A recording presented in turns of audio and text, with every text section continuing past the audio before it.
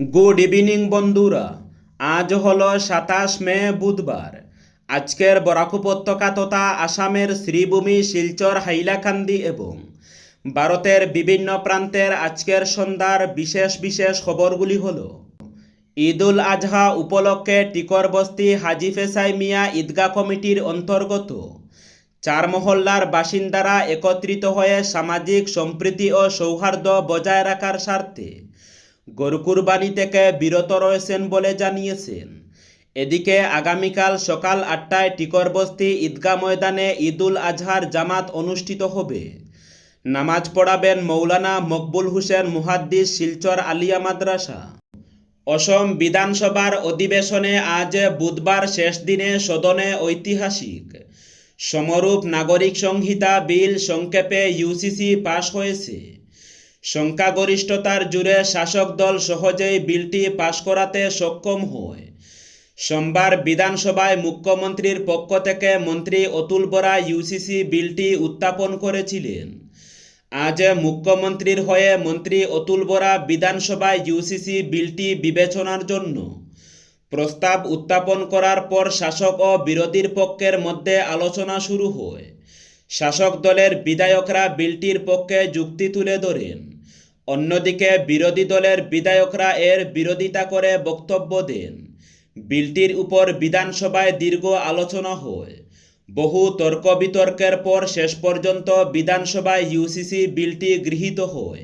স্ত্রীকে অপছন্দ করতেন, তাই মাত্র ৫০,০০০ টাকার বিনিময়ে তাকে অন্যদের হাতে তুলে দেওয়ার অভিযোগ উঠল এক ব্যক্তির বিরুদ্ধে।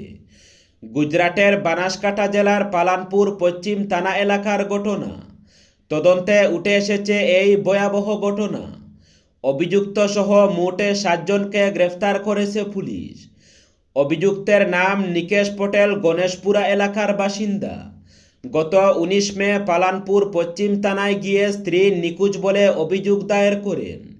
নিজেকে উদ্বিগ্ন স্বামী হিসাবেই পুলিশের সামনে তুলে ধরেছিলেন, কিন্তু তদন্ত এগোতেই তার বক্তব্যে একের পর একে অসঙ্গতি ধরা পড়ে। ডেপুটি সুপারিনটেন্ডেন্ট জিগণেশ গামিতের তত্ত্বাবধানে শুরু হয় তদন্ত।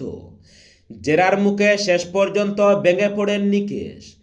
পুলিশকে জানান স্ত্রীর প্রতি বিরক্ত থেকেই বন্ধুদের সঙ্গে পরিকল্পনা করে তাকে বিক্রি করে দেন। তদন্তকারীদের দাবি আগেই পুরো লেনদেনের পরিকল্পনা করা হয়েছিল। এরপর তড়িঘড়ি উদ্ধার অভিযান চালায় পুলিশ। নির্দিষ্ট একটি জায়গা থেকে তরুণীকে উদ্ধার করেন তারা। উদ্ধার হওয়ার পর পুলিশকে ভয়ঙ্কর অভিজ্ঞতার কথা জানান নির্যাতিতা। রাত পুহালে ঈদ উল আজহা প্রস্তুতি চূড়ান্ত শ্রীভূমি তথা করিমগঞ্জ জেলায়।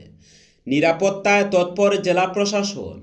গোটা বিশ্বের সঙ্গে ঈদের আনন্দে মুখর ভারত বাংলা সীমান্তবর্তী জেলা শ্রীভূমির ৪টি বিধানসভা এলাকায় প্রতিটি মুসলিম মহল্লায় রঙিন সাজে সেজেছে মসজিদ, ঈদগাহ সহ জমে উঠেছে ঈদের বাজার। শান্তিপূর্ণ উৎসব নিশ্চিতে প্রশাসনের কড়া নজরদারিও রয়েছে। আর মাত্র কয়েক ঘন্টা বাকি, অর্থাৎ রাত পোহালে ঈদ উল আজহা, ইসলাম ধর্মাবলম্বীদের অন্যতম বৃহৎ ধর্মীয় উৎসবকে ঘিরে সীমান্তবর্তী শ্রীভূমি জেলার সর্বত্র এখন উৎসবের আমেজ বিরাজ করছে। প্রতি বছরের ন্যায় এবারও প্রবল উৎসাহ, উদ্দীপনা ও ধর্মীয় ভাবগম্ভীর্যের মধ্য দিয়ে পবিত্র ঈদ উল আজহা উদযাপনের প্রস্তুতি প্রায় চূড়ান্ত পর্যায়ে পৌঁছেছে। বৃহৎ পাতারকান্দি, রাতাবাড়ি, কাজিরবাজার, বদরপুর, নীলামবাজার, আসিমগঞ্জ, কাটালতলি, ফকিরাবাজার, কোটামণি, বাঙ্গা, মোল্লাগঞ্জ সহ জেলার বিভিন্ন মুসলিম অধ্যুষিত এলাকায় ঈদকে ঘিরে চলছে ব্যাপক প্রস্তুতি ও সাজসজ্জা। ইতিমধ্যে এলাকার প্রতিটি মসজিদ, ঈদগাহ ময়দান ও মুসলিম পরিবারের বাড়িঘর পরিষ্কার পরিচ্ছন্ন করে রং বেরঙের আলোকসজ্জা ও ব্যানার ফেস্টুনে সাজিয়ে তোলা হয়েছে। বিভিন্ন ঈদগাহ মাঠে প্রবেশদ্বারে লাগানো হয়েছে বিশাল তোরণ, যেখানে লেখা রয়েছে ঈদ মোবারক ও শুভেচ্ছা বার্তা। সন্ধ্যা নামতেই আলোকসজ্জায় ঝলমল করে উঠবে গোটা এলাকা।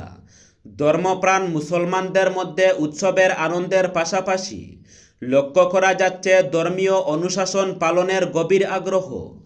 গন্তব্য ছিল আমেরিকা। আকাশে 8 ঘন্টা উড়ে ফের দিল্লিতেই নামল এয়ার ইন্ডিয়ার ফ্লাইট।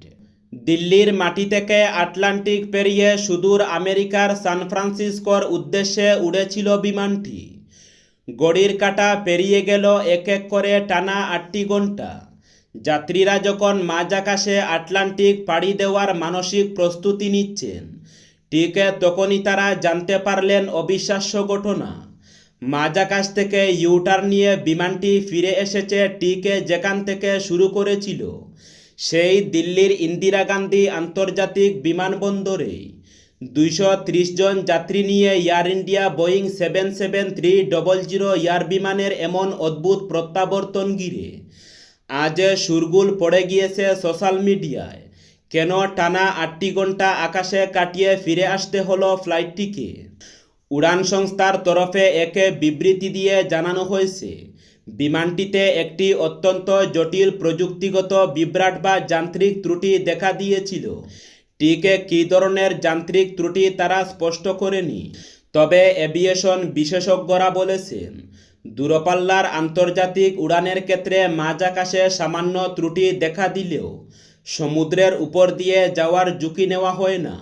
আত্মবিশ্বাসী ও আত্মনির্ভর রাজ্য হওয়ার পথে অসম। ইউসিসি উচ্ছেদ থেকে অর্থনীতি। মুখ্যমন্ত্রীর ভাষণে স্পষ্ট রোডম্যাপ। সব বাধা নিষেধ উপেক্ষা করে অসমের মানুষ এক স্থায়ী ও শক্তিশালী সরকার গঠন করেছেন এবং এই সরকারের প্রধান লক্ষ্য হচ্ছে উন্নয়ন, সুশাসন ও জনকল্যাণের মাধ্যমে একটি শক্তিশালী, আত্মবিশ্বাসী ও আত্মনির্ভর অসম গড়ে তোলা। ষোড়শ অসম বিধানসভার অধিবেশনে রাজ্যপালের ভাষণের উপর ধন্যবাদ প্রস্তাবের আলোচনায় অংশ নিয়ে এমনটাই বললেন মুখ্যমন্ত্রী হিমন্ত বিশ্ব শর্মা। তিনি জানান, জনগণের আস্থা ও সমর্থন তাকে আরও দায়িত্বশীল হয়ে কাজ করতে অনুপ্রাণিত করেছে। এদিন তার ভাষণে উঠে আসে বর্তমান সরকারের কাজের স্পষ্ট এবং শক্তিশালী রোডম্যাপ। জনগণের উন্নয়ন, অর্থনীতি, স্বাস্থ্য, ইউনিফর্ম, সিভিল কোড, ইউসিসি, সামাজিক সম্প্রীতি, বঞ্চর উচ্ছেদ অভিযান এবং কর্মসংস্থান সহ একাধিক গুরুত্বপূর্ণ বিষয়। আগামী 5 বছরে অসমকে কোথায় দেখতে চান, এর একটা স্পষ্ট হিসাব রয়েছে তার কাছে এবং প্রায় সবগুলো গুরুত্বপূর্ণ বিষয় নিয়ে বিস্তারিত বক্তব্য রাখেন তিনি।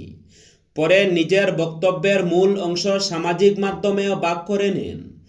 হিমন্তের দাবি, অর্থনীতি থেকে স্বাস্থ্য, যুবশক্তির ক্ষমতায়ন থেকে সামাজিক সম্প্রীতি, প্রতিটি ক্ষেত্রেই অসম এখন নতুন দিশায় এগোচ্ছে। এই 5 বছরে যুব সমাজ ও মহিলাদের নিরাপত্তাকে সরকারের অন্যতম প্রধান অগ্রাধিকার বলে উল্লেখ করে তিনি জানান, 2 লক্ষ সরকারি চাকরি দেওয়ার প্রতিশ্রুতি পূরণের দিকেও সরকার দ্রুত এগিয়ে চলছে। একই সঙ্গে 2026 সালের নির্বাচনে তফসিলি জনজাতি সংরক্ষিত 100% আসনে এনডিএর জয়কে উন্নয়নমূলক রাজনীতি ও জনবিশ্বাসের শক্তিশালী প্রতিফলন বলেও উল্লেখ করেন মুখ্যমন্ত্রী। গভীর রাতে অসম বিধানসভার সামনে সংঘটিত হল এক ভয়ঙ্কর পথ দুর্ঘটনা। দ্রুতগতিতে আসা একটি রয়্যাল এনফিল্ড বাইকে নিয়ন্ত্রণ হারিয়ে রাস্তার ধারে থাকা বিদ্যুতের খুঁটিতে সজোরে ধাক্কা মারলে ঘটনাস্থলেই প্রাণ হারান এক যুবক। নিহত যুবকের পরিচয় ধেমাজি জেলার বাসিন্দা বাসবরাজ চুতিয়া বলে জানা গেছে। প্রত্যক্ষদর্শীদের দাবি, দুর্ঘটনার অভিঘাত এতটাই ভয়াবহ ছিল যে ধাক্কার পর মুহূর্তের মধ্যেই বাইকটিতে আগুন ধরে যায় এবং সম্পূর্ণভাবে পুড়ে ছারখার হয়ে যায়। ঘটনার খবর পেয়ে দ্রুত ঘটনাস্থলে পৌঁছায় পুলিশ। মৃতদেহ উদ্ধার করে ময়নাতদন্তের জন্য পাঠানো হয়েছে। পাশাপাশি কী কারণে এই দুর্ঘটনা ঘটল তা খতিয়ে দেখতে তদন্ত শুরু করেছে পুলিশ। যুদ্ধ থামলেই পেট্রোল ডিজেলের মূল্য হ্রাস পাবে বললেন মুখ্যমন্ত্রী ডক্টর হিমন্ত বিশ্ব শর্মা। অত্যাবশ্যক সামগ্রীর পাশাপাশি পেট্রোল ডিজেলের মূল্যবৃদ্ধি নিয়ে এবার মুখ খুললেন মুখ্যমন্ত্রী ডক্টর হিমন্ত বিশ্ব শর্মা। মঙ্গলবার বিধানসভায় রাজ্যপালের ভাষণের উপর বিতর্কে অংশগ্রহণ করে মুখ্যমন্ত্রী বলেন, ইরানের সঙ্গে আমেরিকা এবং ইসরায়েলের যুদ্ধ, হরমুজ প্রণালীর বন্ধের জন্য ভারতের বিদেশি মুদ্রার ভাণ্ডার দিনে দিনে হ্রাস পাচ্ছে এবং বিপজ্জনক পরিস্থিতির দিকে এগিয়ে চলছে দেশ। এর ফলেই পেট্রোল ডিজেলের মূল্যবৃদ্ধি হয়ে চলছে। তবে এই মূল্যবৃদ্ধি সাময়িক ঘটনা। যুদ্ধ শেষ হলেই পেট্রোল ডিজেলের মূল্য হ্রাস পাবে। মুখ্যমন্ত্রী বলেন, মূল্যবৃদ্ধির বিষয়টি এড়িয়ে চলা যায় না। মুখ্যমন্ত্রী হিসাবে দায়িত্ব নেওয়ার পর আগামী দিনে রাজ্যের অর্থনীতিকে যেমন করে সুরক্ষিত করে রাখতে পারা যায়, আমার কাছে সেটাই এখন সবচেয়ে বড় চ্যালেঞ্জ। যদি যুদ্ধ শেষ না হয় তার প্রভাব ভারতেও পড়বে। নিজস্ব ব্যবহারের জন্য তেল, সারসহ প্রয়োজনীয় সামগ্রী বেশি দাম দিয়ে অন্যান্য রাষ্ট্র থেকে কিনতে হচ্ছে ভারতকে। এর ফলে বিদেশি মুদ্রা হ্রাস পাচ্ছে। বর্তমান পরিস্থিতিতে 720 মিলিয়ন থেকে 688 বিলিয়নে নেমে এসেছে দেশের বিদেশি মুদ্রা। বিষয়টি নিয়ে প্রধানমন্ত্রী বেশ চিন্তিত।